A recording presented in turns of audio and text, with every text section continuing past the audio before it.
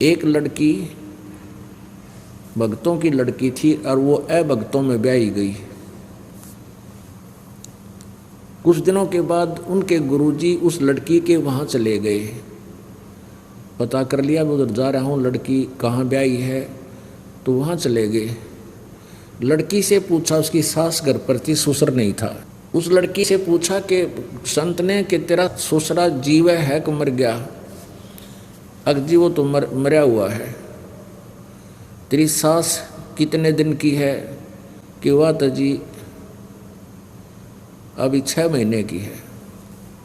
वह सास सुने बैठी बैठी, अगर देख किसी ने कमी झूठ बोलने लाग रही अपने गुरुजी के सामने। तो जब तक वो चला गया तो सास ने क्या किया, अपने पति को यानी उस लड़की के ससुर को भर दिए कान उसके कि यह बहू के आगे हमारा तो हमारी बेइज्जती करवा है। इनकी कोई जान पहचान का आ रहा था। उस तेनों बोली, उसने पूछा तेरा ससुरा जीव है या मर गया? अगया बोले वो तो मरा हुआ है, मर रहा है यानी मर चुका है।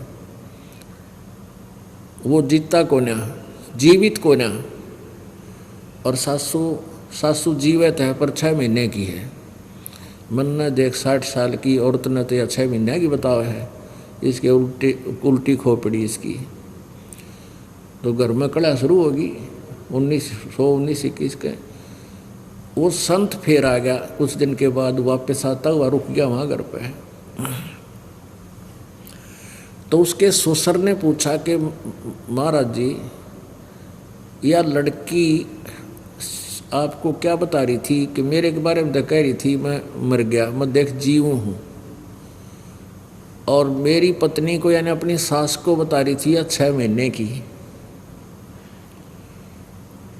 यह झूठी बहुत से। और कहीं आप घर जा करके कुछ 19-21 कह दो, हमारी लड़ाई ना हो जाए आपस में रिश्तेदारियों की। अब नरी झूठ बोला सारा दिन।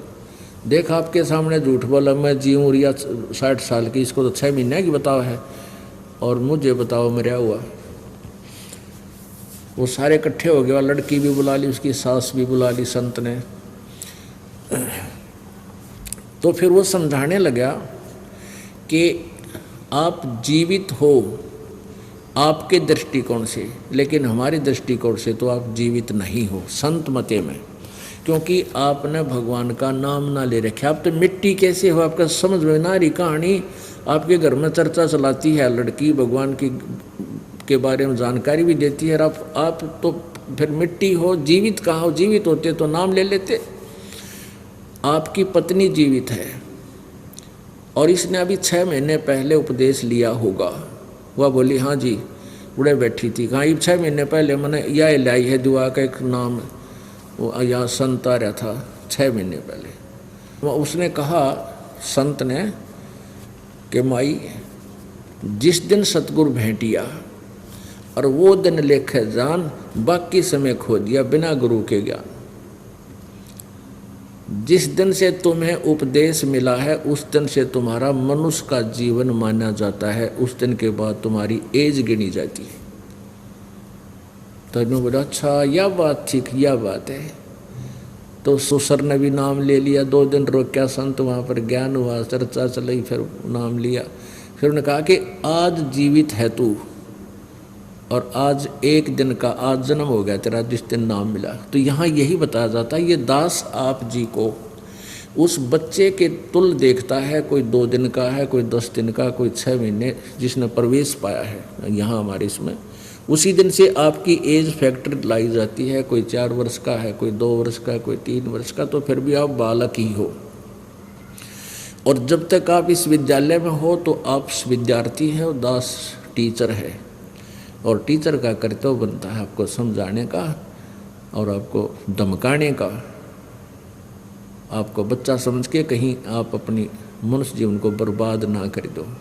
तो ऐसे छोड़कर चला जाते हैं, जैसे कोई गलती करता है उसको करड़ा भी करते हैं, ज्ञान भी समझाते हैं। और जब बार बार नहीं मानता है तो उसको ये भी कह देते तो आश्रम में मत आना। क्योंकि अच्छे जो स्कूल होते हैं, विद्यालय होते हैं, वो निकम्मे बालक ने रक्षा नहीं करते, 1 2 बार 4 बार उसकी परीक्षा लेकर के उसको निकाल देते हैं स्कूल से कि हमारा रिजल्ट खराब ना कर दे। तो वो व्यक्ति फिर क्या करते हैं नालायक, ये कहते हैं कि हम तो अपने घर में भक्ति कर लेंगे, अपने घर पर भक्ति कर लेंगे। कहते हैं परमात्मा ने क्या सतगुरु संगत छोड़ कर चाहे लाख वर्ष तप कीन और इंद्री कर्म ना मोक्ष होए फिर काल के आधी। सतगुरु की शरण छोड़कर सतगुरु संगत छोड़कर चाहे लाख वर्ष तक वो साधना करते रहिए, वही बताई हुई, आप पार नहीं हो सकते। इंद्री कर्म ना मोक्ष होए, वो पाप नष्ट नहीं होंगे, ना आपके विकार जा सकते और ना ही परमात्मा प्राप्ति हो सकती फिर काल के अधीन। तो यहाँ वही बता रहे परमात्मा के संत शिरोमणि बसत है चरण कमल भगवान, गरीबदास सतगुरु बिना हंस न पावे जाने।